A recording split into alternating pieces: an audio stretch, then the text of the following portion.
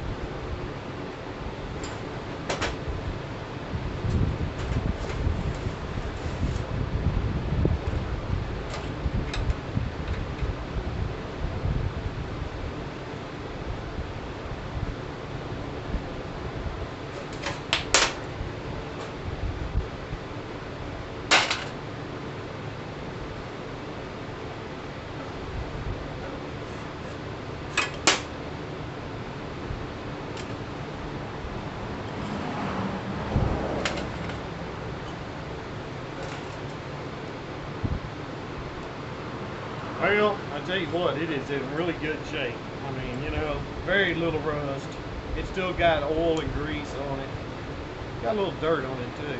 We'll get that cleaned up and we'll put it right back.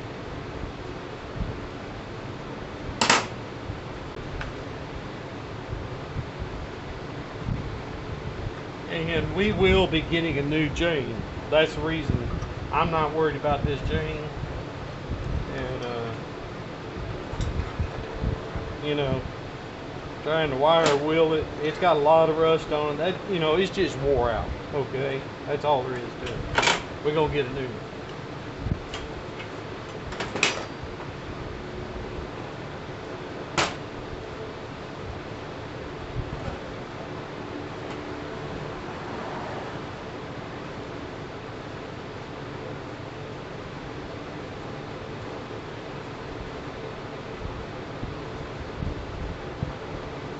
Now, I am not able to move that bearing there at all, so that definitely is not good.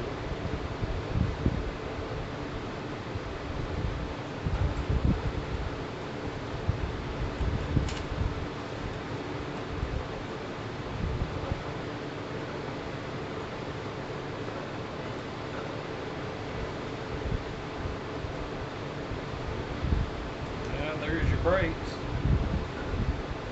You know, I am just still, make sure y'all can see. Let me move y'all back here a little bit. I tell you what, I'm still amazed just how good this mini bike was. Now, I got this thing at a junkyard, okay, where I get all my scrap metal for building stuff. I sell a lot of scrap metal too. When I sell something, it's junk. But anyway, I got this mini bike out there. I think I might have gave $50 for the frame, if that.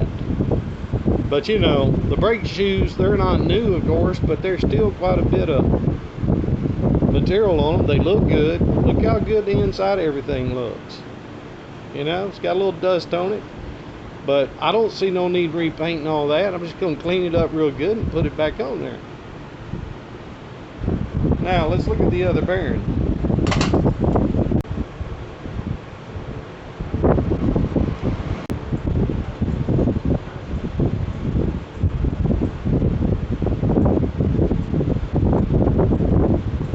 Sprocket is actually pretty good. Got a little bit of wear on it, but it ought to. You know, ain't no problem. Looks good. All right, folks. Now, when you grease bearings, now what you don't want to do is just take a little grease and put it on there like that. That's not how you grease a bearing. Now, if the bearing was taken all apart, you could brush everything with grease and put it back together. That would be okay. But the way you want to grease a bearing is you got to get the grease down in there. Okay. You get you a little dollop of grease there. I don't know a good way of doing this where y'all can see what I'm doing, but there's a little technique that mechanics have been using for years. Back when they used to grease a bearing and make it last longer, for years these bearings would run, and they came out with this sealed bearing, which is just, I mean, it's good that it keeps dirt out of your bearing, because it really does. It keeps water and dirt out of there really well. But people tend not to come back and grease them ever, and the bearing just finally burns up. It runs out of grease, slings all the grease out of it, and then the bearing just burns up. But back in the day when they grease a bearing, you know, you got to build like a little dam, and then you use your thumb and you work the grease down in there this way, and that will force that grease to go through that bearing all the way to the other side. And you do that all the way around. Okay, you do that all the way around.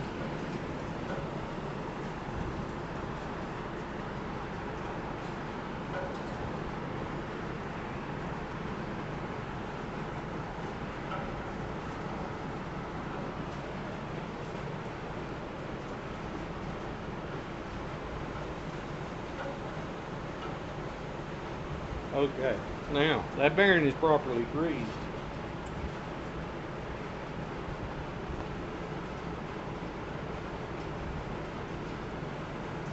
Well, I guess you could say there's you another lubricant. You got to have some grease around the shop. And I've got grease guns, but it's always good just to have a jug of grease like this, just for greasing bearings and stuff. And I always just keep a couple of little old brushes in there, and that works out real good. And you got to keep it somewhere where you know dirt ain't getting in it. So I keep it in a filing cabinet, so there's not dust landing in this grease all the time. You don't just leave it sitting around. And I'd put the lid on it, but then I'd have these two things laying around all the time with dirt getting on them. So I keep it like that in a filing cabinet. It's good.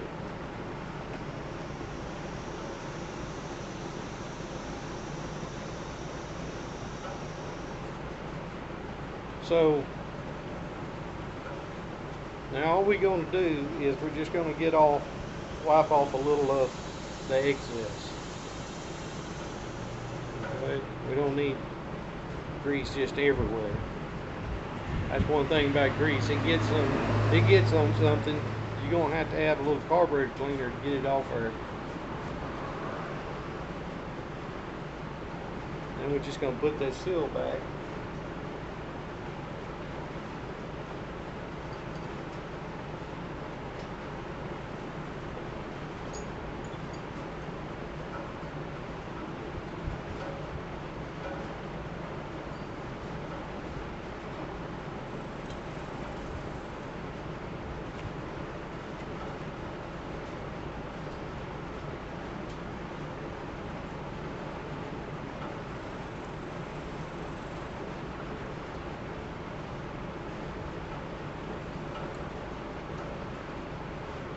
Okay, there we go. Now we flip it over and do it one more time. Bearings are good.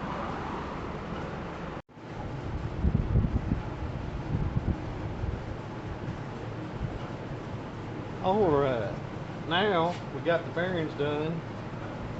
I thought we'd go ahead and clean this wheel up a little bit before we put it back on there.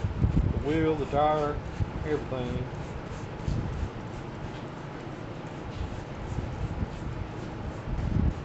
So I'm still using the bubbles. That's what I got in here is bubbles like you blow bubbles. Probably about 10 or 15%, and I just took an old bottle and filled it full of water, and does a pretty good job If you got a leak, it'll find it. And it'll clean real good. It'll clean this rubber tire real good. Be good for it. Matter of fact, soap is good for this rubber. We'll get all this dirt, grease, and everything out of the inside of that wheel. I don't know if I'll have to repaint them wheels or not. We're going to clean them up. If they don't need paint, we ain't going to paint them.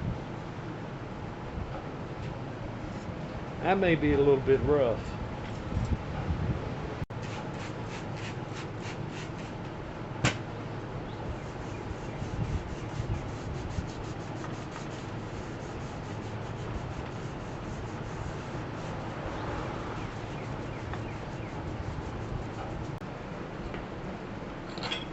There it goes.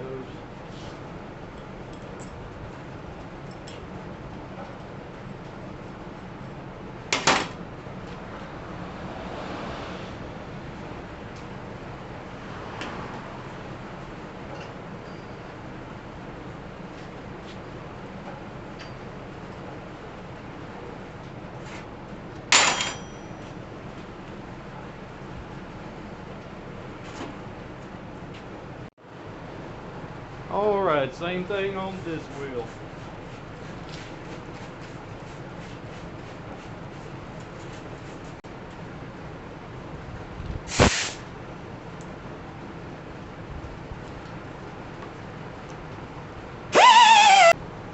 Alright, so we got a little bad spot right there, but I think I got pretty much all the rust off of it. We got another little spot right there, so definitely gonna need something on that so it don't keep rusting. So I'm kind of thinking silver. I thought these wheels were gray, but now that I've cleaned them up, they look like they were originally, might have been some type of a silver, kind of a grayish silver color. Alright, let's talk about the forks. Now, I believe these used to be white. They might have been gray, and that is oxidized. Matter of fact, they might have matched the wheels. I don't know, but that is kind of a silver gray too. I don't know.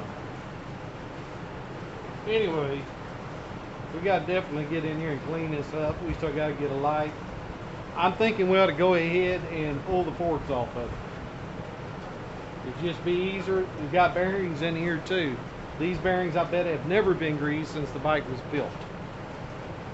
I'd bet you money on that those have never seen a drop of oil or 1 ounce of grease.